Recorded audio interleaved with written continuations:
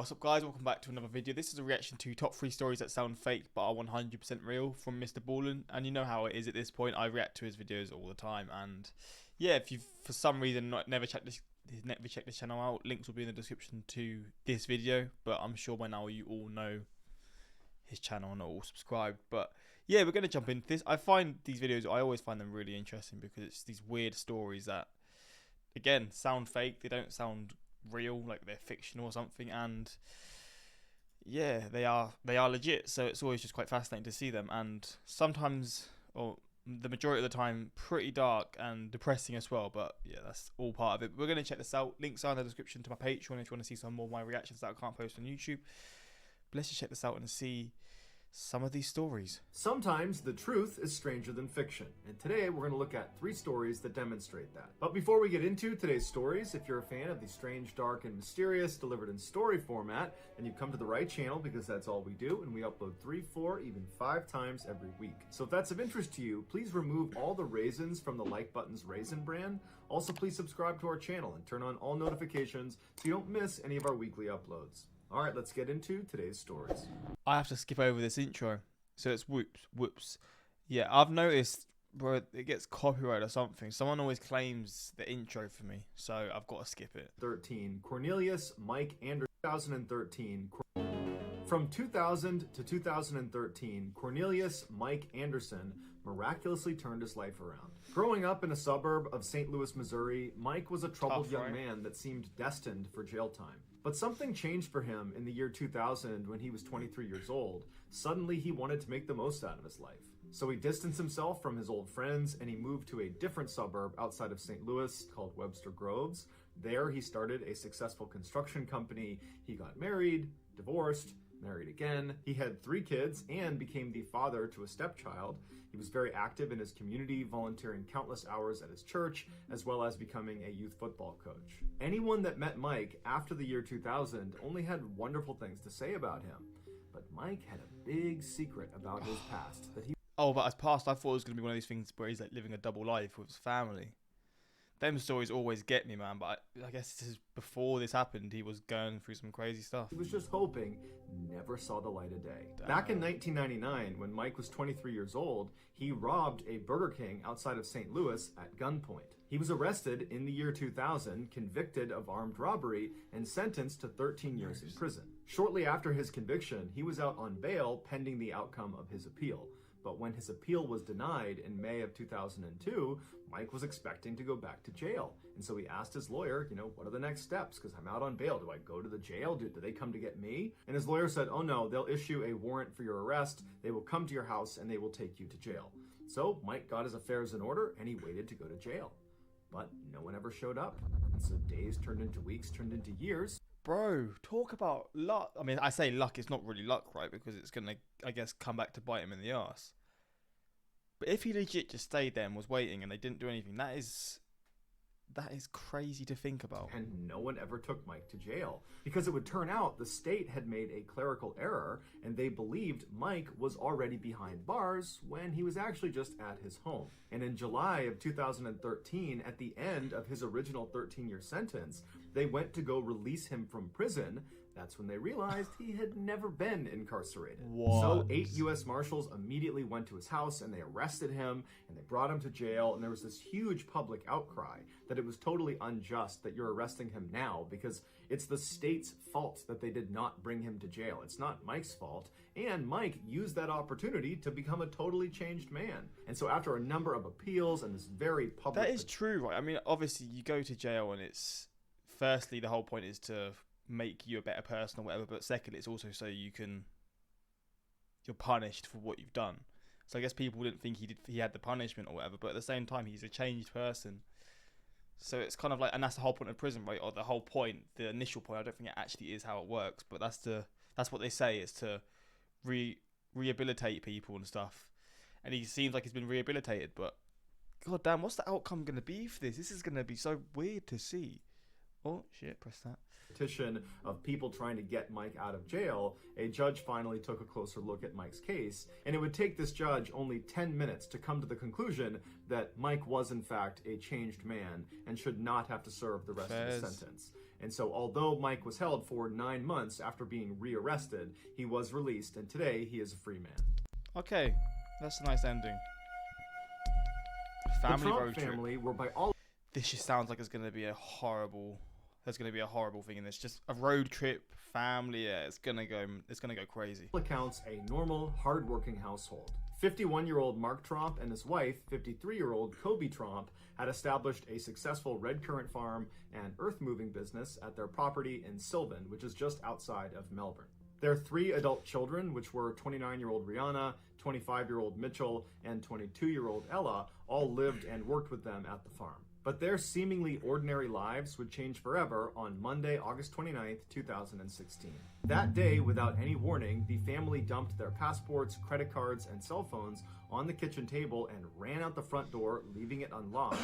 They hopped into Ella's car and drove north. 30 kilometers into their journey, and it was discovered that the son, Mitchell, still had his phone. And so the others yelled at him to throw it out the window. And so he did. He chucked his phone out the window. The family drove all day and night until they reached a motel in the New South Wales town of Bathurst, 800 kilometers away to the west of Sydney. The following morning, Mitchell decided he did not want to be a part of whatever it was they were doing, and so he abandoned his family and began heading home. The remaining 4 family members did not go after Mitchell. Instead, they just piled back in the car and drove east to a popular tourist destination called the Jennelin Caves. It was there that the 2 daughters, Rihanna and Ella, decided that they also did not want to be a part of whatever it was they were doing, and so they snuck away from their parents and stole a car and began heading home. Wow. The parents, after realizing their daughters had now left, did nothing. They did not go after them. The 2 sisters drove south to the town of Goulburn, where they called the police to report their parents missing. The story made its way into the media, where the family was initially ridiculed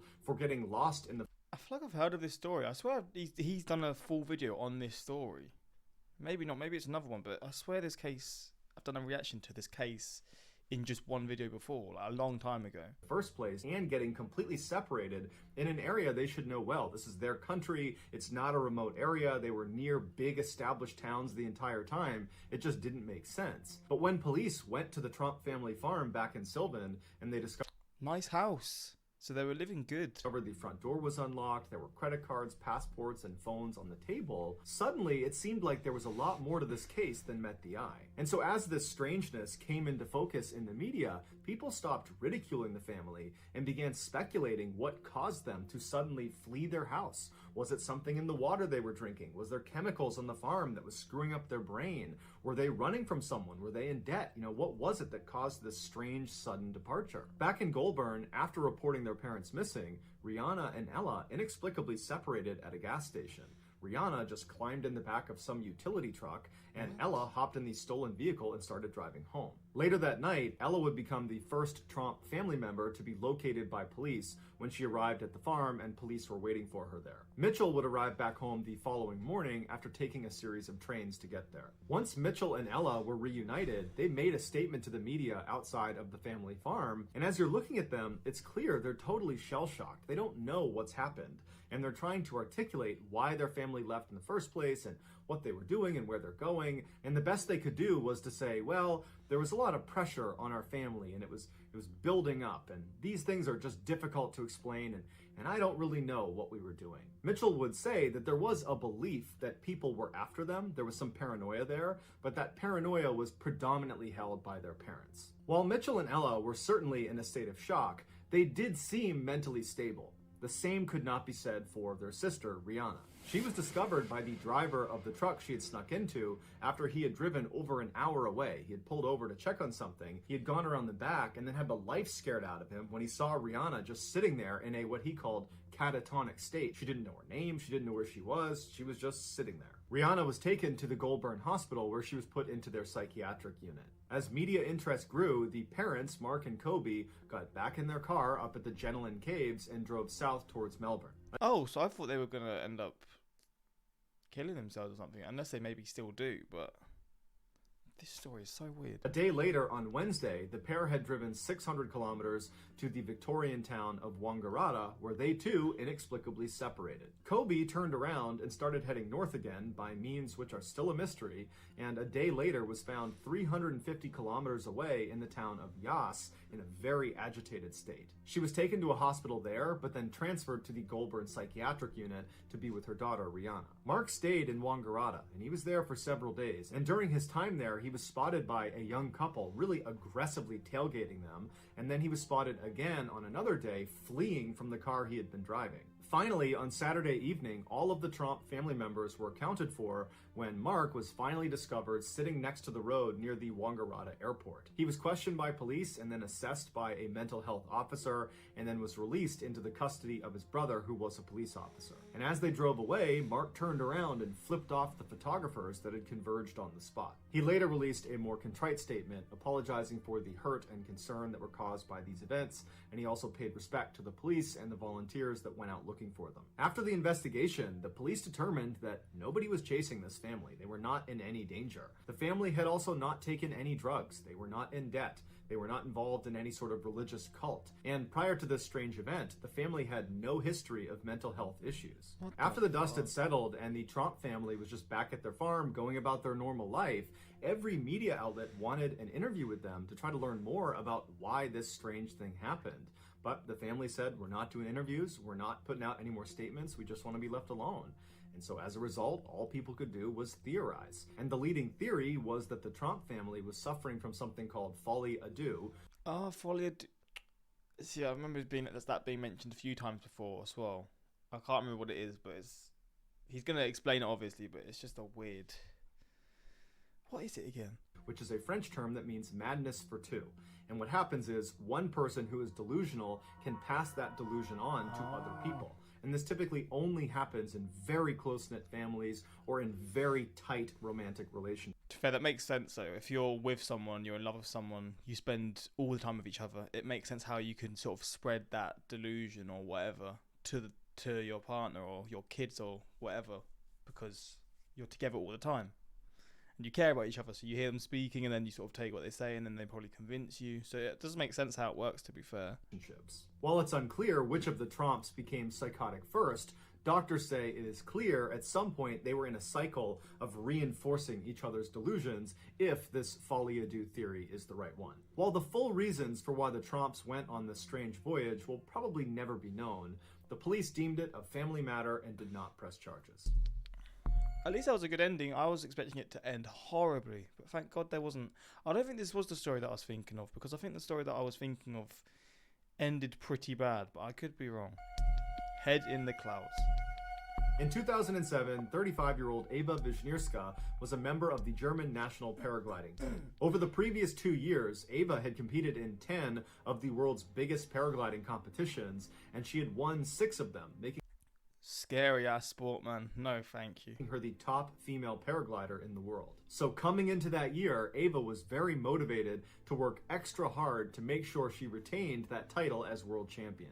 On February 24th of that year, Eva was preparing her gear alongside 200 other paragliders on Mount Bora in New South Wales, Australia. This was Eva's last training opportunity before her first major competition of that year, which was scheduled for the next week. As they were getting ready to launch, one of the coaches walked in front of the group and made an announcement. He said storm clouds have been spotted to the north, but the forecast was a little bit ambiguous. It wasn't clear if the storm was going to move over their training area or not. Paragliding in a storm. I mean, in general, no thank you. In a storm, what? And I'm assuming with this story, they're going to go and then something's going to go wrong. Flipping hell.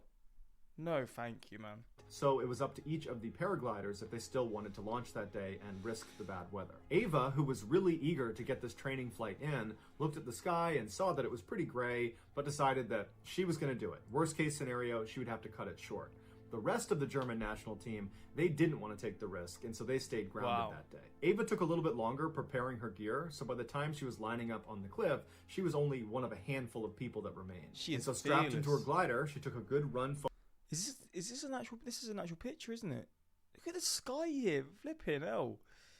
That's looking a bit grayer than I was thinking. Forward and launched herself up into the air. On the ground, the rest of the German national team followed in a van to track her progress and checked in with her from time to time with their radio. The first part of Ava's journey was incredibly calm. She followed the ridgeline from Mount Bora for 12 miles until it ended. At that point, she entered into the skies over the vast savanna. As her GPS and tracking log ticked, tracking her progress, two large thunderstorm clouds appeared in front of her, one larger than the other. The vast majority of the other paragliders that had launched that day had launched ahead of Ava, and so when these clouds appeared, they had already passed that section, and so they didn't need to contend with the storm. As for Ava and the other two people she was with, which was an Austrian team member and a Chinese team member, they had a decision to make. They could either immediately ground their flight to avoid the storm, which I would assume 99.9% of people would do, or they could attempt to dodge it. They chose the latter. They knew it was too dangerous to try to fly underneath these clouds because of something called updraft. At the beginning of storms, warm air is sucked up from the ground up into these clouds, and a paraglider, if they get caught in that, can get sucked up with the air into the storm. And so Ava and the other two paragliders began aggressively flying around the outside of these clouds when all of a sudden the storm completely changed. The big cloud overtook the small cloud, creating this 12-mile wide cumulonimbus cloud that now all three paragliders were stuck inside of. Any updraft is dangerous to a paraglider, but the updraft of a cumulonimbus cloud is famously dangerous because it's extremely powerful and it lasts for over an hour. The Austrian man was able to pull down on one toggle, point his feet, and begin spiraling all the way out of the grasp of this updraft. And he said he turned to look at the other two, and he didn't see the Chinese man, but he did see Ava, and she was desperately trying to do what he was doing and spiral down, but she was clearly caught in the updraft, and he watched her get pulled up into the black cloud out of view. By the time the Bro, imagine now you're getting... Because those clouds always creep me out, like the dark black clouds. Like, they're so creepy and eerie. And you're getting pulled into the storm. That makes me cringe just thinking about that. That is brutal, man. The Austrian man hit the ground, he would say it had become the worst thunderstorm he had ever seen, with huge hail balls hitting the ground all around him. He took one more look up, and he didn't see the Chinese man, he didn't see Ava anywhere, and he took off running for a barn to seek shelter. And when he was there, he pulled out his radio, and he alerted the other teams of this emergency. Inside the cloud, Ava was hurtling up like a rocket. The storm was lifting her at a rate of 60 feet per second. There was nothing she could do to get out of this wind tunnel. Ava knew she was getting pulled towards the storm's eye in its vicious center because of the immense claps of thunder that just kept getting louder and louder, and it also kept getting darker and darker all around her. In fact, it was pitch black except for the occasional flash of lightning that came very close to electrocuting her. As she desperately tried to keep her glider stable, she was able to place a radio call down to her team on the ground, but all she could say was, "I can't see anything," before it cut out. And at some point, Ava reached the eye of the storm where it's pitch black and the temperatures are freezing and hail balls the size of oranges are pelting her left and right. And the updraft kept pulling her higher and higher and higher until she passed out from a lack of oxygen. Wow. And at some point, this updraft actually shot her up and out of the cloud. And while this meant she was out of the storm, she was now in air that was 50 degrees below zero, which meant everything, her face, her gloves, her clothes, the wings of her glider, everything completely froze. And to make matters worse, at the altitude she was at, there was almost no oxygen and she did not have a breathing apparatus. So by all accounts, Ava should be dead. But somehow, she didn't die. She just kept floating around above this storm cloud for 45 minutes. Wow. And then something happened. The ice on one side of the glider broke off, causing it to collapse, throwing her into a deadly free fall, and she's not in control, she's still unconscious, and she starts barreling back towards the ground like gravity has been turned back on again, going straight through the storm all over again. And so through the storm, going at 90 feet per second, she clears the storm, and then right after getting out from underneath it, her glider miraculously just opens back up again. And the jerking motion of her suddenly stopping her free fall jolted her awake. And so she's looking around, totally confused as she's gradually regaining consciousness, and she's taking stock of where she is, and she's still in the storm cloud, but right at the bottom of it. But luckily, the updraft had stopped. And so she was steady, and she was able to reach up and grab her toggles, and she was able to fly herself down to the ground and crash land, and then she curled into a ball, grabbed her radio, and she called her team. How lucky can you be? That is one of the luckiest individuals I've ever heard. I heard a story about, like, obviously it's probably a bit, maybe some of her like she's actually doing stuff that caused it as well. But for the majority of it, she's literally been unconscious. The luck on your side on that day is unbelievable. Flipping out. I wonder what happened to the other person. I'm assuming it wasn't anywhere near the same outcome. I'm assuming they didn't get the same luck or whatever, but we'll see. When they heard her voice, they could not believe she was alive, because the other paraglider that got sucked up by the updraft, the guy from the Chinese national team, he unfortunately was struck by lightning and was killed. Oh my! And so they were anticipating finding out that Ava had been struck by lightning as well. But Ava had not just survived. When they brought her to the hospital, they discovered that virtually nothing was wrong with her. She had some pretty bad bruises and cuts from the hail, and she had a little bit of frostbite on her face, but it was treatable. And so the same day she was brought in, they discharged her. After leaving the hospital, she and her teammates went back to the launch site so she could collect her gear. And when they got there, she looked at her GPS, and the GPS had been tracking her entire flight the entire time she was up in that cloud. And she showed her teammates what it said, and they literally couldn't believe it. The screen showed she had reached an altitude of 32,634 feet, which, to put this in perspective, is the same altitude you fly at inside of a commercial jet. So imagine being outside of your plane in the middle of a flight, and that's how high she was. Another reference point is she was approximately 4,000 feet higher than the summit of Mount Everest. No human being had ever been that high, unprotected, and lived to tell the tale until Ava. So that's going to do it, guys. How did she survive? I don't get it. How did she manage to survive that? I mean, that is fascinating as hell. I don't know how that managed to happen, but the human body can be put through some crazy, crazy things. Jeez, man. Guys, if you found the secret in today's episode, let us know what it is in the... Well, damn. This one was... I like this one because there was no... I mean, obviously someone did pass away in this one, but there was no real... It was more like stories of people making insane... like survival stories kind of thing. I mean, the second one wasn't, and the first one was also just it wasn't like, it was just that they end up, there was a happy ending. Yeah, that's what I'm saying. There's a happy ending to all of these, apart from obviously the person who did pass away in the last one, but focus on the specific person, it was a happy ending. Love what Mike did, he did what prisons fail to do. Exactly, that's what I was thinking. Being an Aussie, he did a really good job trying to pronounce the names of the town. Ava is such a badass. She set a world record, and I was like, yeah, crazy, man. Wild. But yeah, this is a fascinating one. Hopefully you enjoyed, and if you want more of these reactions, let me know. And until next time, subscribe. Peace.